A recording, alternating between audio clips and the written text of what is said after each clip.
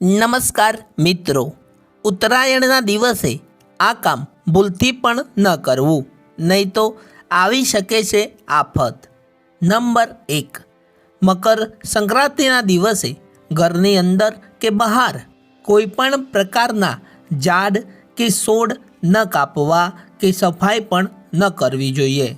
Number 2, ઉત્તરાયણના દિવસે કોઈ પણ પ્રકારના માદક પદાર્થોનું સેવન ન કરવું જોઈએ. આ દિવસે દારૂ, સિગારેટ કે ગુટકા જેવા પદાર્થોનું સેવન ન કરો. તેના બદલે તલ અને ગોળની બનાવટોનું સેવન તથા દાન કરવું જોઈએ.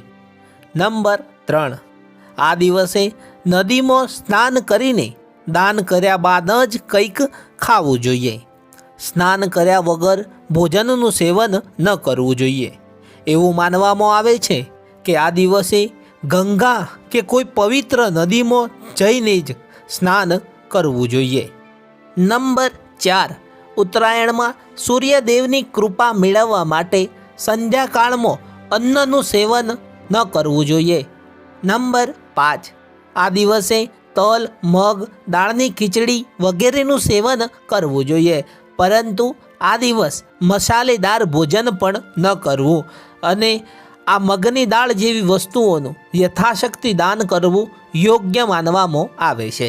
નંબર 6, ઉત્તરાયણના શુભ દિવસે મહિલાઓએ વાળ ન ધોવા જોઈએ.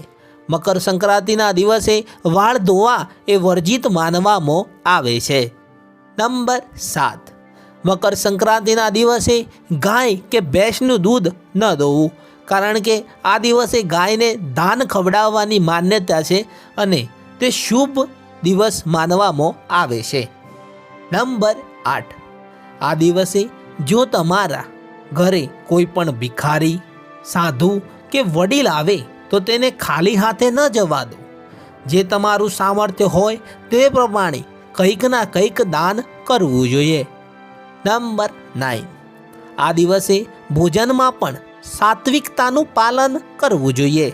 ભૂલથી પણ લસણ, ડુંગળી અને માંસનું સેવન ન કરવું જોઈએ. આ એક પ્રકૃતિનો તહેવાર છે અને હરિયાળીનો ઉત્સવ છે, એટલા માટે આ દિવસે પાકને કાપવાનું કામ પણ ટાળી દેવું જોઈએ. નંબર 10, ઉત્તરાયણના દિવસે ભૂલથી પણ કોઈના પર ગુસ્સો ન કરવો.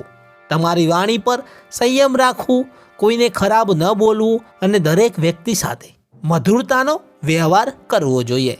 અને અંતમાં મિત્રો, જો તમને વિડીયો ગમ્યો હોય તો વિડીયોને લાઈક અને ચેનલને સબસ્ક્રાઈબ જરૂર કરો. ધન્યવાદ. આભાર.